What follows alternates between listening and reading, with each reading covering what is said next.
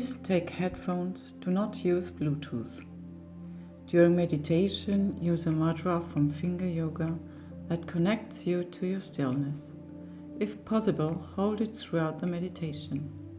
On your left hand, gently bring your thumb and ring finger together. On your right hand, place the middle finger, ring finger, and little finger around the thumbnail. Practice gratitude, then you will be grateful. If you practice like against all odds, opening your heart when no one else will, that's supernatural. And it gets easier to do it in situations that require less effort to do it. And I think that people, like we'll have 1,000 people at this event coming from all over the world, and they'll learn how to do that. And if you're going to believe in a future, that you're imagining with all of your heart, it better be open and activated. And we actually measure. I think, first of all, science is the contemporary language of mysticism. I think, if you're studying the life of Jesus as an example, or Buddha, that was the language of the time, right? So here we are in the contemporary world, and science has become that language. So when you combine a little quantum physics with neuroscience and neuroendocrinology and psychoneuroimmunology and epigenetics, all of those different branches of sciences, the new sciences, point the finger at possibility.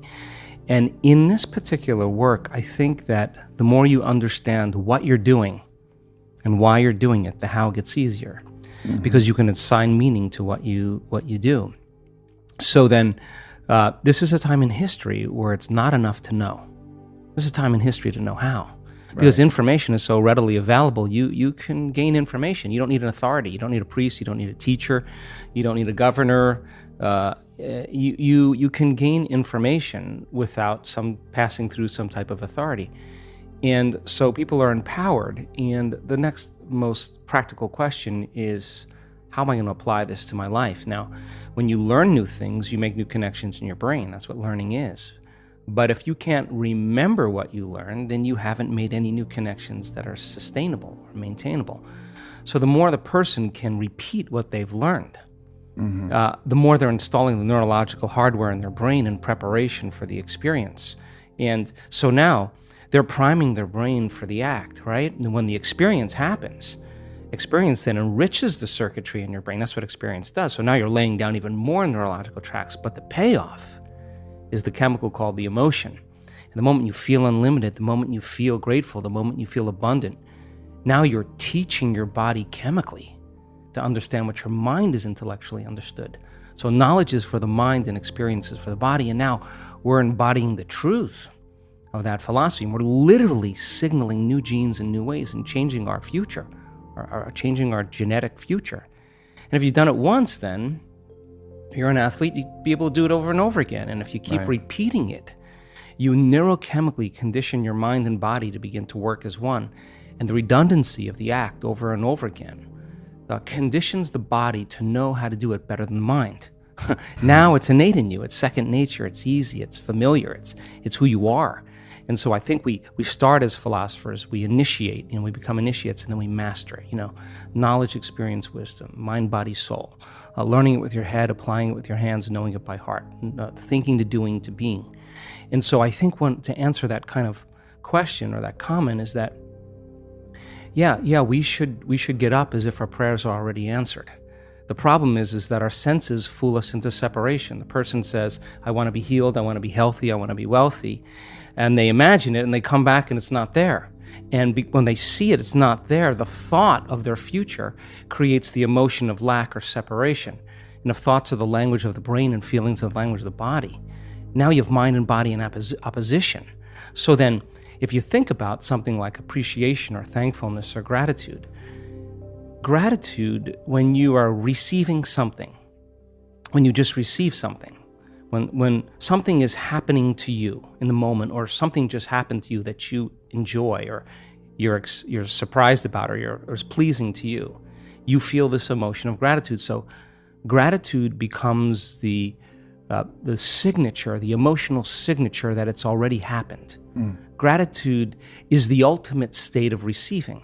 So now when the person combines a clear intention of their future and they open their heart and they feel the emotion of that future, their body is objective. It's the unconscious mind. It doesn't know the difference between the actual experience in their life that's creating the emotion and the emotion that they're fabricating by thought alone.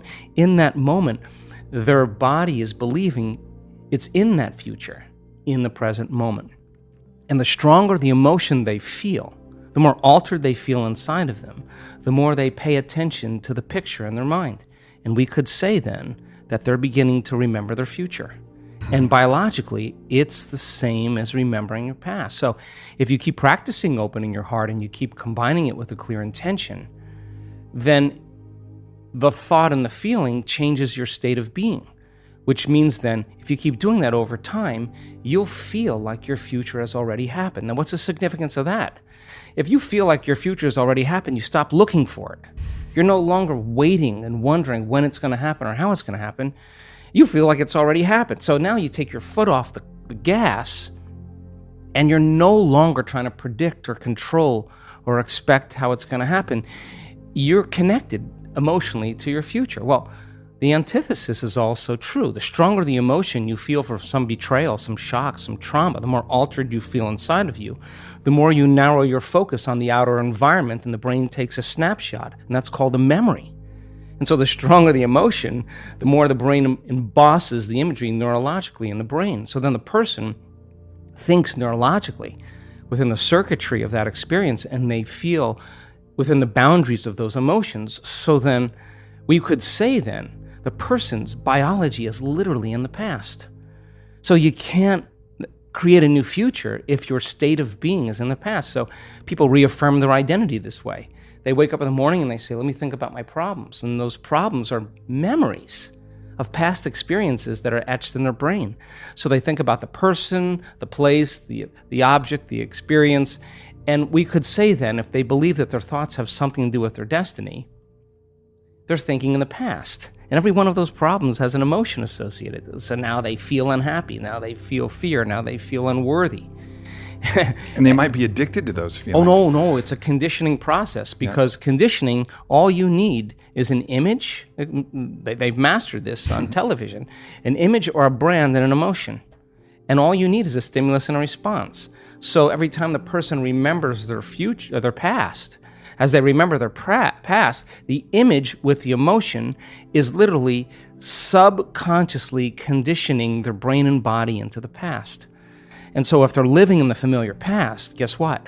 They're going to predict the next future. They're going to want to be able to predict their future, so because that's the known. So that there's only one place where the unknown exists, and that's the present moment. And teaching people how to get into the generous present moment takes an act of awareness.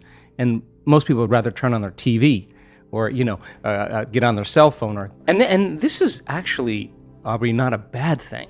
This is actually a moment of awareness. Yeah. And, when you're inside the jar, you can't see the label. And so we have this huge frontal lobe that gives us self-awareness. So then the insight never changes anything. You could have the insight that you're addicted to fear, you're addicted to competition, you're addicted to struggle. But that really means is that we're addressing reality matter to matter. And what we're at one point of awareness, one point of consciousness, and we're putting our attention on another point of consciousness, a future, an outcome. And the only way we know how to get there, when we're matter trying to change matter, is that we force, we control, we predict, we fight for it. Because that's how you are when you're living in survival. So then we have to move our bodies through space, and that takes time. So we think if we rush, that we're actually going to get there faster. But more and more of the rushing creates more of the addiction of those emotions, because the adrenaline that's released is actually an arousal. So a person is using the conditions, the problems, the situations in their life to reaffirm their addiction to some emotion. To me, that means we become addicted to the life we don't even like. And so that's why change is so hard. So then let's offer another alternative. Well, when you begin to create from the field instead of from matter, the only way you can do that is you have to learn how to take all of your attention off your body and become a nobody. take all of your attention off all the people in your life that you give so much of your attention and energy to because you have an emotion associated with them, and get beyond all the people in your life and go from a someone to a no one. Now, if you've worked your whole life being a someone, or if you've been working your whole life thinking that you're your body, you're going to have to work a little harder because that's your identity. That's what you're associated with. Get beyond all the things in your life, your cell phone, your computer, your car, and literally go from something to nothing. You have to take all your attention off the place you work, the place you live, the place you need to be, the place you're sitting, and go from somewhere to nowhere. You got to stop thinking about the predictable future and the familiar past and go right into the present moment and go from some time to no time. And if you do that properly, you become pure consciousness. And that's how you enter the field. Now, we've done the research on this. We call it getting beyond the self. Now, once you are pure consciousness, you're taking all of your attention off this three-dimensional reality. Now, where you place your attention is where you place your energy.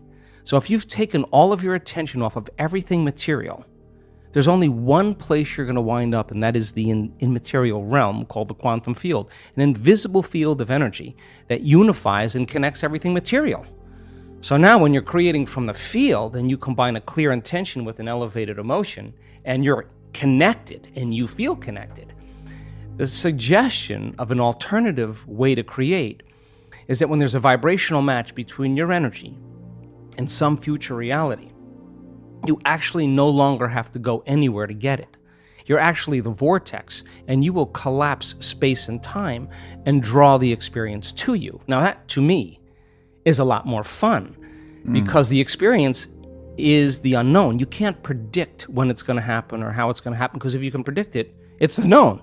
So then you have to lay down the very thing you use your whole life to get what you want for something greater to occur. Now that goes against generations untold of conditioning and a lifetime of habituation, believing that we're trapped in this material world. And yet I can say to you without a doubt that once you understand that formula, and once you know how to create that kind of brain and heart coherence, the side effect of that is a change in biology, neurologically, chemically, hormonally, genetically. We've measured it. We've seen gene regulation changes in 4 days. More brain coherence, more heart coherence. Your brain's working better. You're trusting your heart. It's open. There's different chemicals that are released. Oxytocin suppresses survival centers, resets the baseline of a person's trauma or shock. Your immune system goes up. You lengthen your telomeres. We've measured that too. So you're changing the future of your body. You're extending your life. That's evidence, right? So we have the evidence to know that it could happen because we've measured it. But the real evidence is watching the testimonial of someone who says, I had stage 4 cancer. I was told as a 41-year-old woman that I wouldn't live for more than 2 months.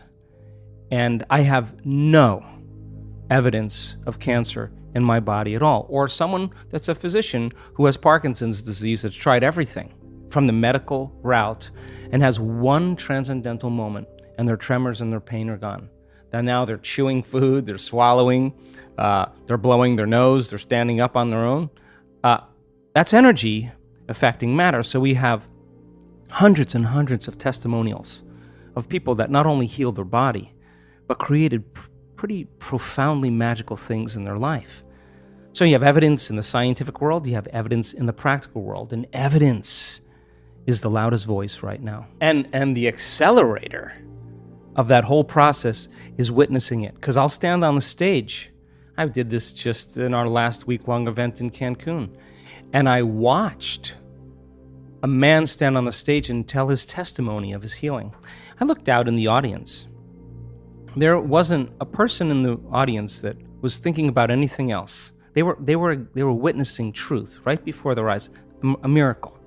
Now, you see that and you look at the person, it doesn't look like a movie star, doesn't look like a vegetarian, doesn't look like they're buffed, doesn't look like they're different than anybody else. They just look like an average person. And the most common thought that happens when you witness that is, if that person can do it, so could I. And that drops the belief right away.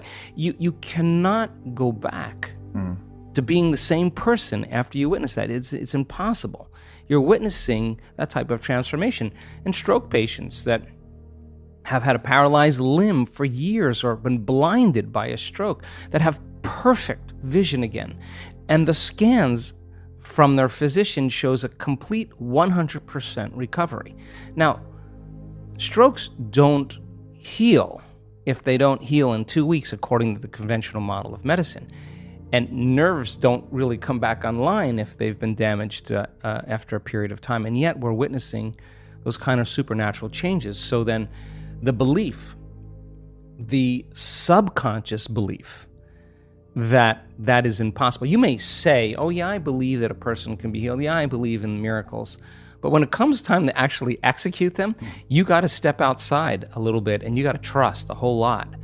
So then when you start witnessing it, it becomes like a brush fire. I mean, we see in our events, once we start seeing those healings, we know it's going to just get better and more phenomenological. And then the side effect of that is a person with Raynaud's syndrome who has incredible sensitivity to cold, that has an immune problem, that is, you can't go out of their house. They stand on the stage and they say, I cannot believe it. I was just outside. It's November in London. I have no pain in my hands. And someone in the audience watches the same thing. We had 4 people at that event with Raynaud's syndrome go into complete recovery, into complete remission. So just like an infection spreads amongst the community and creates disease, all of a sudden health and wellness can be as infectious as disease. And wow, and all of a sudden it's the new consciousness, it's the new way. It's so we don't have to rely on something outside of us to make us feel better inside of us. We begin to figure that out. Well, I'm actually more interested in deepening that understanding, which means, do we need a sugar pill, saline injection, or some false surgery or procedure to change our state of being? I mean, do you need some external influence? Because the sugar pill is a symbol. It's a symbol of possibility, and the person has been conditioned that pills heal people. So they put their power into it, and the moment the physician says, this is a new drug, and the physician is enthusiastic or excited about it, that enthusiasm becomes contagious. And the person all of a sudden sees the possibility in their mind. They actually see a future, that they actually could be healthy or better. That's a clear intention. And when they feel optimistic, when they feel inspired, when they feel grateful, when they're changing their emotions or energy, they're combining a clear intention with an elevated emotion. And if thoughts are the vocabulary of the brain and feelings are the vocabulary of the body, and how you think and how you feel creates your state of being, they just moved from their past present state of being into a future present state of being. They began to change their brain and body by thought alone. In depression studies where they give someone a placebo and they say this is the best drug for depression, 4 out of 5 people that are in the placebo study get better or do as well as people who are taking the actual antidepressant. That's 80%, right? But here's the deal. They've been taking that sugar pill for about 8 weeks. Every day, taking that pill and combining that clear intention with an elevated emotion, they're moving into a new state of being. So now what that means is you got to do the work. That means you actually have to practice sitting down, getting beyond all the people in your life, all the things you need to do, the place you need to. You gotta get beyond your body wanting to get up and go because it's been programmed that way, and you got to tell your body you're not getting up until I say. Now, this is when you come out of the bleachers and you get on the playing field, because now you have to go from the known self, disentangle from those programs, and exist in the unknown and possibilities. So then the person who's combining the clear intention with an elevated emotion and not relying on some external or exogenous substance, they're doing it by thought alone, changing their state of being, I guarantee you it's going to begin to become a habit. And they're going to know when they're there and when they're not. And the word meditation means to become familiar with. So then the more you become familiar with how you feel and changing that state of being, the easier it will be for you to do it with your eyes open as well as your eyes closed. And if you go back to the old state of being, there's a good probability that your pain or your condition will come back. So there's this kind of waltz that goes on when people are learning how to heal and change. They take a few steps forward and then a few steps back, and then 3 steps forward and only 1 step back. And they got to practice self-regulating. They got to practice what they're paying attention to, what they're unconscious of. And if you stay with it for a long enough period of time, all of a sudden now the person reaches a point, we've measured what happens, where their chemistry changes so dramatically that they're literally in love with life. Now, imagine what happens when oxytocin is released in the quantities that we see. Oxytocin signals nitric oxide. Nitric oxide signals a chemical called endothelial-derived relaxing factor, and that's a big word or set of words that just means a chemical that signals the arteries in your heart to literally expand. And when they expand, you're getting more blood flow in there. And just like when your sexual organs are aroused and there's blood flow in there, now with the same intensity, you're going to feel it right in your heart, and it's going to be way bigger. And now the person's heart is wide open. So here's the question. The person feels those emotions. Do you think they're going to want to judge somebody else in that moment? You think they're going to want to hold a grudge? They're not going to try to forgive. They're going to feel so amazing. They're not going to want to lose this feeling, and they're just going to say, "I forgive you. I'm not going to give this feeling up because of you." Now that's the side effect of true transformation. The side effect is a greater level of consciousness. The side effect is a greater skill set in life. And I think that when you start getting good at this, then all the things you thought you wanted, you no longer want, because when you're creating more brain and heart coherence, you feel more whole. And the more whole you feel, the less you live in lack. So how could you want many things if you feel whole? It feels like you already have them. And that's actually when you start to see those wonderful miracles, those synchronicities, those serendipities, those coincidences happening in a person. Those are experiences coming to them. That's the field dropping breadcrumbs saying, keep going, keep going. And there's a synchronization between that person's energy and their future, and the side effect of that are signs. And that's when it gets to be exciting, because every sign does what? It creates an enthusiasm, an excitement. And you're kind of going, hey, there's another sign, I'm going to go do it again. So now you're not going, oh, I have to meditate today. Oh, geez, I got to create my life. You're looking forward to it. You're like, oh my God, I don't want the magic to stop happening. I'm going to get into it. And every synchronicity creates that elevated emotion, and you use that energy for the next creation. And people climb out of their lives, climb out of their past. So the body's a protein-producing machine. Every single cell in your body except red blood cells makes proteins.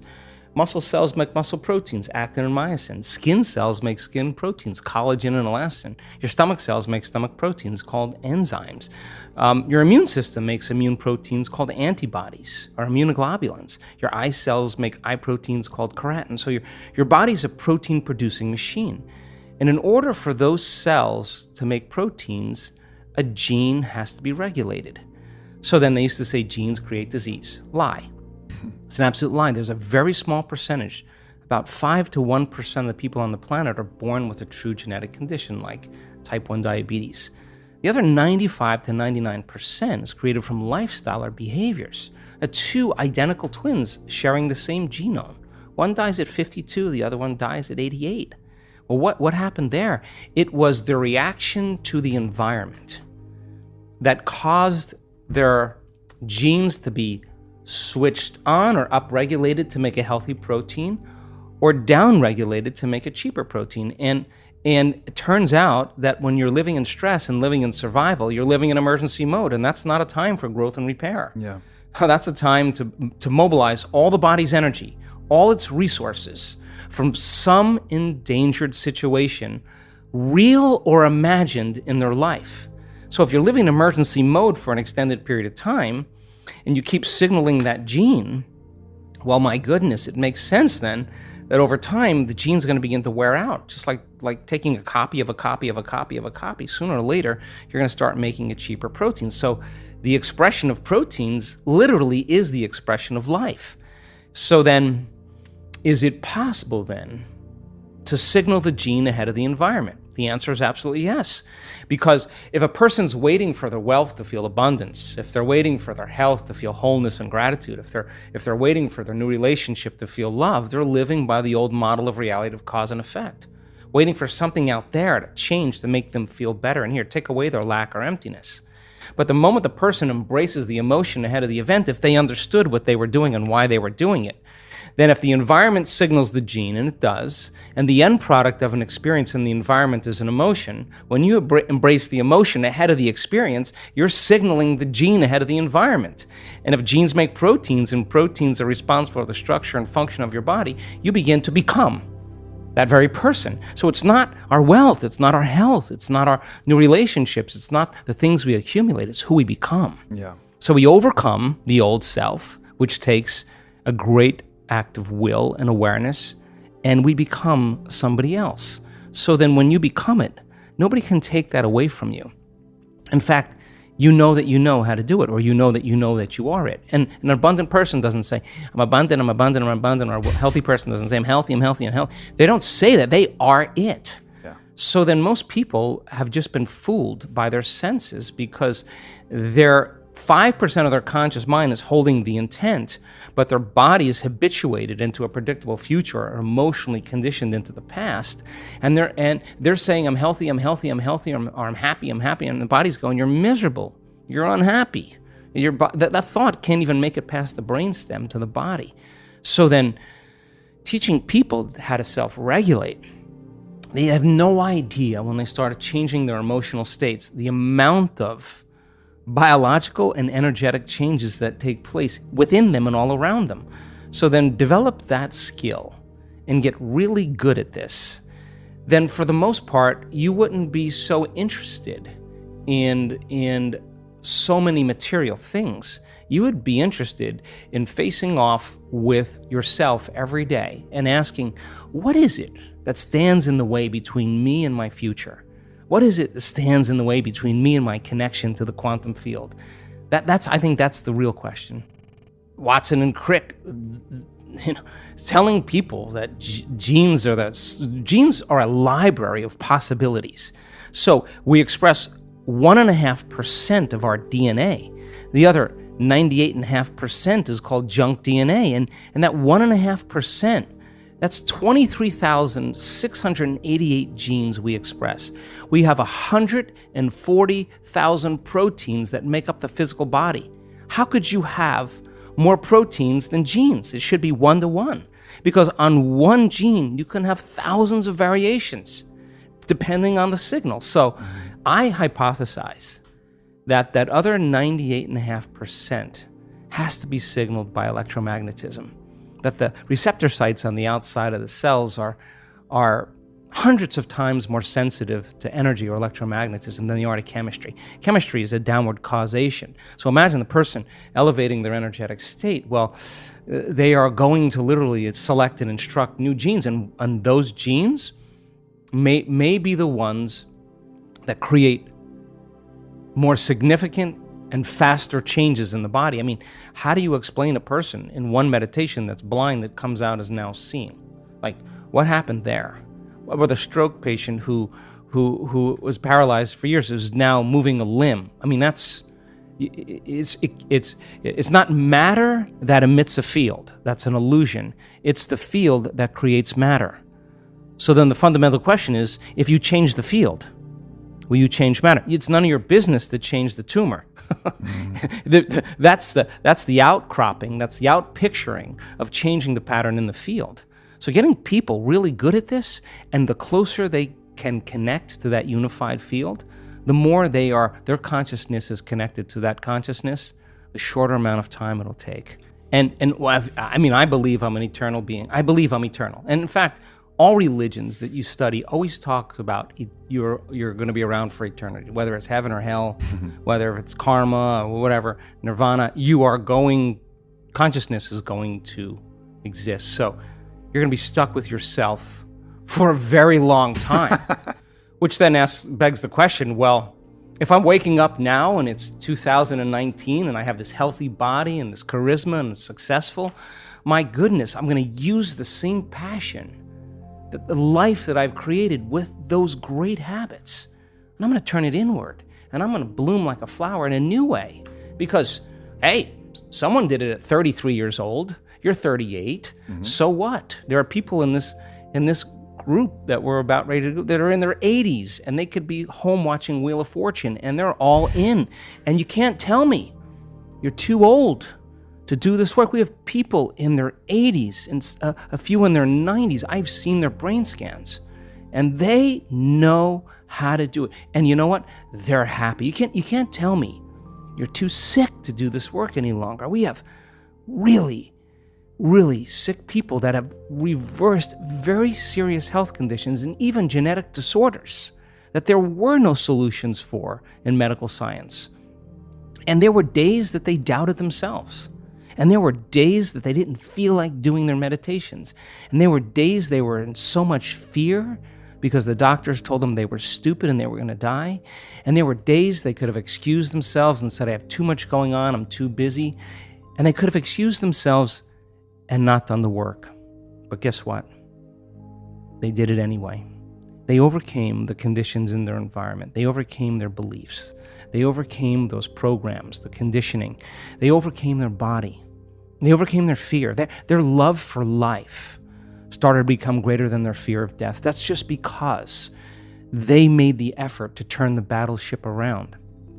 And you can't even tell me that you're too overweight or too underweight or too out of shape. I've seen it on all shapes and sizes. You can't even tell me that you never meditated before. In fact, many times people who have never meditated before have the most profound readings because they're not trying to do anything or expect to do anything or doing it their way. They're just following what you tell them to do. And in their innocence, they run right into something really big. So what? At 38 years old, practicing this, you could say then my new goal is to live for 150 years in a body that's 38 or 48. And we're measuring telomeres. We have people, many people, their biological age is way different than their chronological age.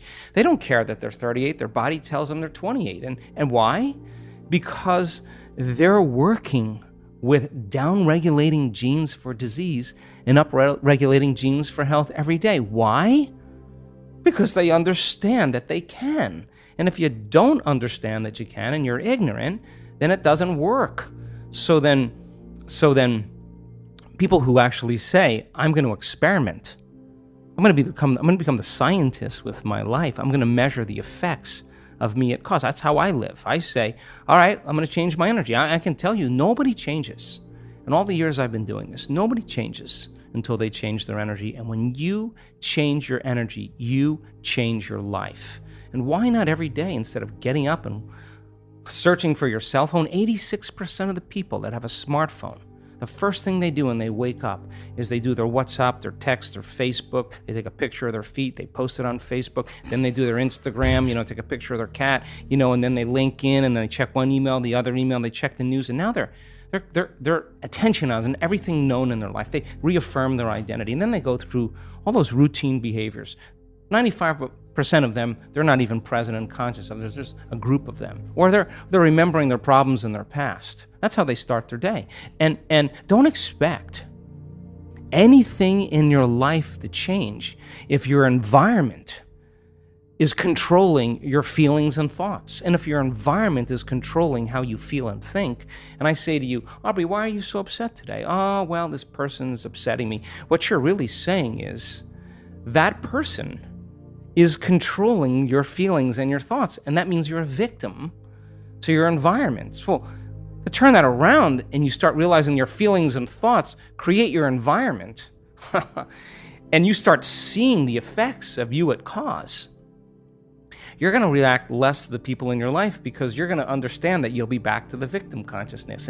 And when you start seeing that you're creating outcomes in your life, you're going to believe more that you're the creator of your life and less the victim of your life. And I say, the more you practice it, the better you get at it. It's a movement now. I mean, I'm waking up in my dream. I honestly, Aubrey, never thought that I would witness what I'm witnessing in this lifetime. And there's a new consciousness emerging. There's something happening where people are latching on to their own empowerment, latching on to their own unlimitedness. And it's becoming very contagious. So the person, I used to golf a lot with my friends, and I used to say to them, I'm a decent golfer, but I'd say to them, I'm just not good enough to get upset. I'm really not. But I'm going to have a lot of fun, and I'm going to play. And the more fun I have, the better I play. I watch, you duff a shot, and then you start getting angry and frustrated. It's the same thing. Yeah. That's your game is you're gonna make the same mistake on the next swing because your emotion is keeping you in your past.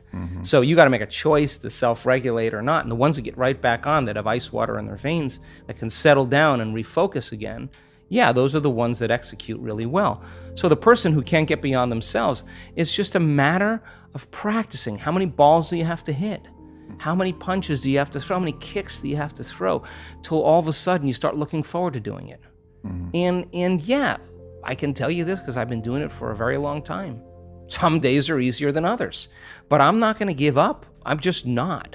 If I'm going to carve out some time, then I'm all in. I'm not going to shut my cell phone off. I'm going to disconnect from it. It's all going to be there when I get back. What I'm going to do is I'm going to make my inner world more real than my outer world. And step by step. You can't get impatient doing this. You can't get frustrated doing this. You can't get resentful doing this. You can't force it or control it doing it. I've seen what happens in the brain. You're going to make your brain worse. So sooner or later, you start figuring out that isn't it. And all of a sudden, you start following the instructions. And you start going, wow, that was really easy. What was I doing up to this point? Everything but the formula. You were doing everything else but the formula, doing it your way, analytical mind telling you to quit, it's too hard, you'll never get it. Yeah, those are the exact things that are standing in the way between you and your future. And every time you become conscious that you do that and you settle back down, that's a victory. Every time your body wants to get up and check an email or check the cell phone or get up and get a cup of coffee and you settle it down, you're telling the body it's no longer the mind, that you're the mind. Every time it wants to go back to the past and romance some trauma just to reaffirm some emotional state, and you become conscious of that and you say, where I place my attention is where I place my energy, and I'm siphoning energy out of the present moment into the past, and you become conscious of it and return back to the present moment, that's a victory. And every time you start thinking about the staff meeting at 6 o'clock or 5 o'clock in the afternoon, and that's the known, and you stop and you return back to the present moment, you're disinvesting your attention and energy out of that future, and you're making room for the unknown in your life, and that's a victory. And when your will gets greater than the program, because most people lose their free will to programs, because they are on that wheel where you could take their yesterday and lift it up and set it on their tomorrow, because they're in the habit of doing everything in a routine way. So then when they lose their free will to a program and their body, which is a habit, has become the mind, now their body's dragging them into a predictable future. And they've lost their free will to a program. And you sit down and your body is telling you, I'm going to die in this meditation. I'm going to suffocate. This is going to end. I can't. And you just keep settling it back down. Every time you do that, it's a victory. If you're going to say, I'll do it later, or I'll do it tomorrow or Monday, you're in a program. Yep. Right? Because you actually should be doing it in the moment. Right? Right. So then I assert that if you're not in the present moment, you're running a program. And so the more, listen, paying attention is being present, and it's a skill. And you know when someone's present with you in your life because they're paying attention to you. And you know when they're not present with you because they're not paying attention to you. So then imagine you're going to create and you're not present. How could you miss the moment of creation? You then are in the known. You're in the familiar past or the predictable future. So that sweet spot of the generous present moment, if you keep practicing overcoming your body, overcoming the conditions in your environment, and overcoming that predictable future and the familiar past, and you keep working for the present moment, you are going to develop the habit of being present. And if where you place your attention is where you place your energy, and you're in the present moment, you got a lot of energy to use. You got a lot of energy to execute. You got a lot of energy to design a destiny with. I'll be the first person to say that we already know how to do this. Yeah. We are wired to be creators. We already know how to do it. You just made up your mind that it was more important than anything else. And you have that vision, you have that possibility, and the moment you feel that emotion, you're connected to your future, and no person, no thing, no experience will stand in the way between you and that future. And it's feeling connected to your future, feeling the inspiration, the joy, feeling the exuberance, the love for your future every day is going to, just like your body follows your mind to the coffee maker, to the toilet every morning, to the known, your body is going to follow your mind right into that future because that's where your attention and your energy is. So then, yeah, if it isn't happening in your life, then there's some emotion. There's some unconscious attitude or thought process, hardwired. There's some habituation of thought, behavior, or emotional reaction that's keeping you as you. So then if your personality creates your personal reality, and it does, and your personality is made up of how you think, how you act, and how you feel, then the present personality who's listening to this show has created the present personal reality called their life. So if you want to create a new personal reality, a new life, it means you're going to have to change your personality. That means you're going to have to start thinking about what you've been thinking about in that 95% and change it. You're going to have to become conscious of your unconscious habits and behaviors, how you speak, and modify them. And then you're going to have to look at those emotions that keep you connected to the past and decide, does this emotion belong in my future? And if it doesn't, leave it behind and the memory associated with it. So most people try to create a new personal reality as the same personality, and it doesn't work. We literally have to become someone else. And the act of becoming is a function of overcoming. So that means you got to light a match in a dark place. And when you sit down and all of a sudden you hear those voices, I can't, it's too hard, I'll never change, it's my ex's fault, it's my boss's fault, I'm too this, I'm too that, I'm too old, I'm too tired, it's too late. And those are the thoughts that are the boundary of the known. And now you're stepping out into new territory, and the body that's been conditioned to be the mind emotionally is saying, don't leave the known here. Stick with guilt. It's much better. Stick with suffering. At least you can predict it. And yet your conscious mind is wanting to go for a ride, and your body's going, whoa. So then it may take a little time to help the body out of the past. It takes some time, right?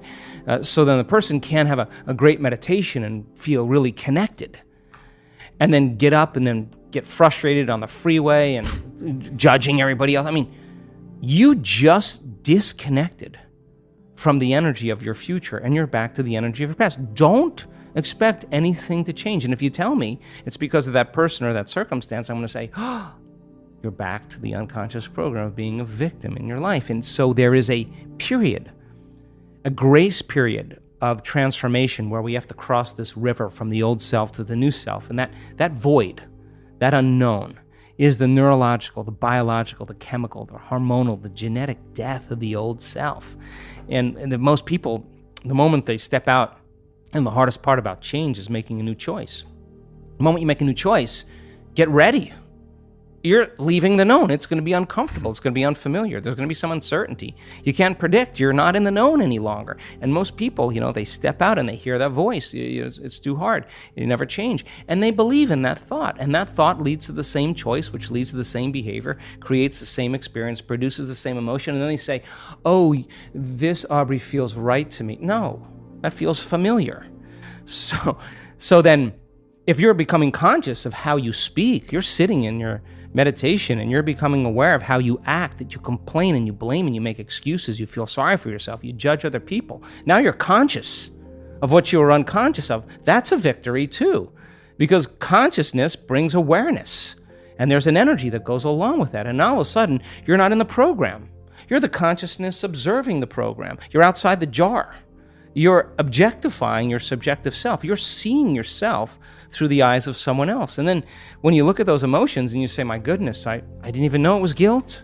This is how I always feel. I didn't even know it was guilt. Now I know. All right, well, now that you know, you can't not know. So then what are you going to do? You're going to live with the knowing that you're a victim or you're guilty or you're suffering? No, the insight isn't going to do anything until you initiate some type of change. So then you say, I'm going to stop blaming, complaining, make excuses, feeling sorry for myself, judging other people. Now you're in the river. And there's a tug for the brain and body to go back to the familiar past. And every day, if you just work on practicing and changing it, you will go from one state of being to another state of being. And you will begin to think differently. What thoughts do I want to fire and wire in my brain? That's a good question. What behaviors do I want to demonstrate in one day? The act of closing your eyes. As an athlete, you know this. And you begin to rehearse in your mind, mentally rehearse what you're about to do, begins to install the neurological hardware in your brain to look like you've already done it. Now the brain is no longer a record of the past.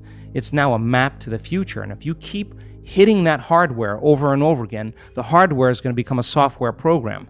And who knows? You just may start acting like a happy person. There's no magic there. You're actually following suit of how you primed your brain. And it's no different than training in any sport or dancing the salsa or whatever you do. And then here's the toughest part.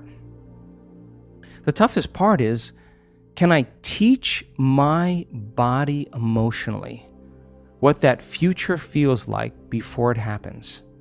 Now, that sounds really easy, but when it comes down to feeling gratitude before the experience, most people go, yeah, I gotta go.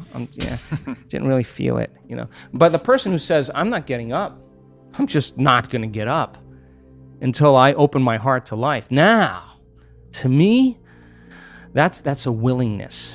So then as they trade guilt and suffering for joy and freedom and inspiration and a love for life, and they're doing it without relying on anything outside of them, they're going to be more prone to no longer need anything outside of them to make them feel that way. They're going to feel that way naturally, and then everybody's going to be really suspicious, like, he changed his medication. Ooh, he's doing something. He's not telling me. You're going to show up unpredictable in your life, and that's when we begin to become outstanding or supernatural or extraordinary.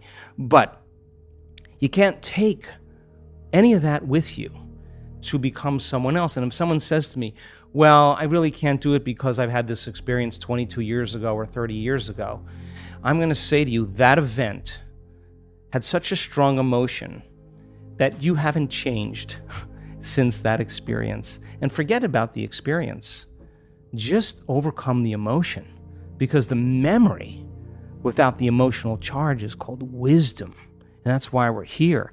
So then you can look back at the past and you can say, wow, I learned something really great. I'd never do that again. And by the way, when the experience finally lands in your lap and you prove to yourself how powerful you really are, that you created something by thought alone, and that event comes in a way that you never expected, that surprises you and leaves no doubt that what you were doing inside of you produced an effect outside of you, and you are exuberant and you feel worthy of life and feel grateful to be alive, that you are in love with the moment, you will look back at your entire past in that moment, I swear, and you will not want to change one thing in your past because it got you to that present moment. And that's when it was all worth it. That's when it all makes sense. Now you're free from the past, and now you're not thinking about the past any longer. You're believing in your future more than you're believing in your past. You're more in love with your future than you are with your past. And the cool thing about that is that if you truly practice like that level of gratitude or embracing the emotions of your future, you're literally, if you understand, you're changing your gene expression when you're doing it. You're strengthening your immune system when you do it. All of a sudden, you start to see all these fundamental benefits that are a side effect of your efforts. it's going to become something that you want to do all the time, something that you look forward to. And I think that that's why we're here. I think, and when you truly get to that point, like it's an unlearning. We're hypnotized. We're conditioned into believing we need a reason for gratitude or joy, and consumerism makes it really clear, right? Until I get that, I'm this.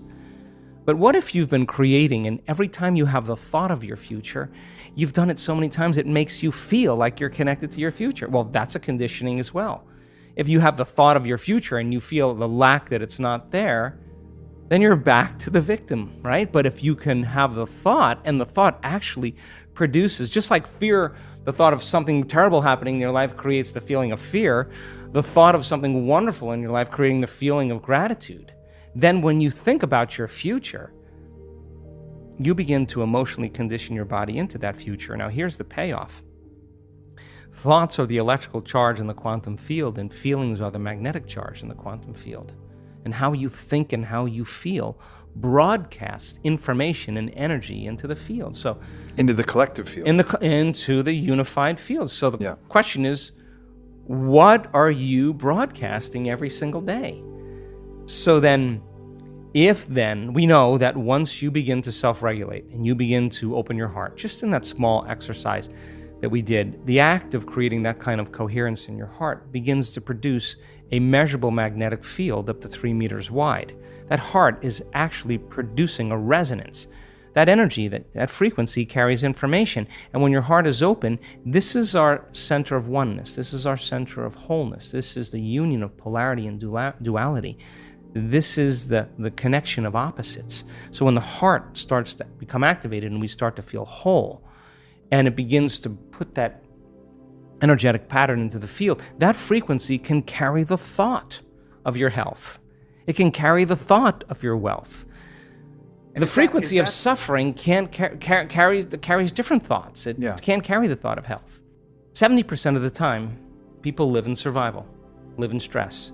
And that invisible field of electromagnetism that's surrounding the body, that resource of energy, is going to be squandered into chemistry. And every time you react, the field around your body shrinks a little bit more, and you become more matter, less energy, more particle, less wave.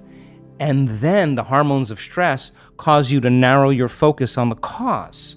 So when you narrow your focus on the cause, you're focusing on the particle in quantum physics, matter, and your senses are so conditioned into focusing on matter that you're beginning to experience separation. So the more I live by the hormones of stress, the more I have separation. There's separation between me and you, and my senses are fooling me into it. But the unified field says there is no separation.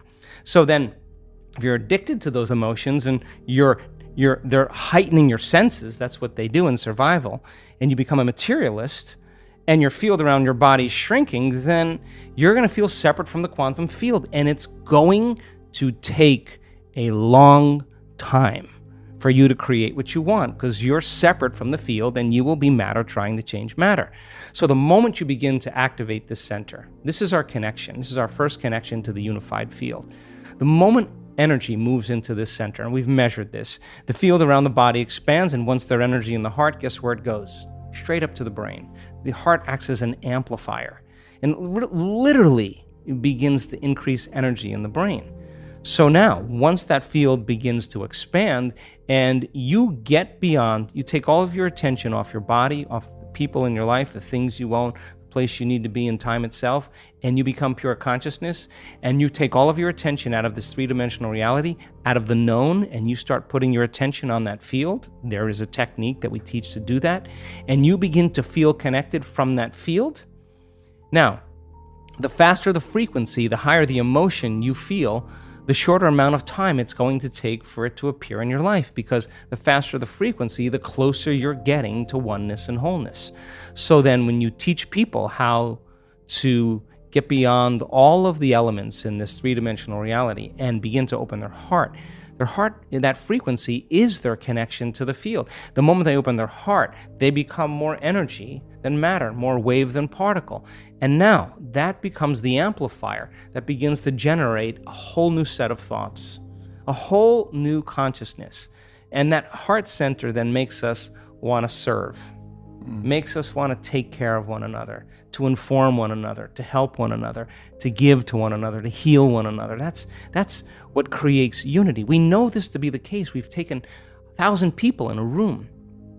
We've set 50 people in the front of the room wearing HRV monitors, heart rate monitors, and we've told the entire audience to move into heart coherence and brain coherence and have the intent for the greatest good for the people sitting in the front of the room.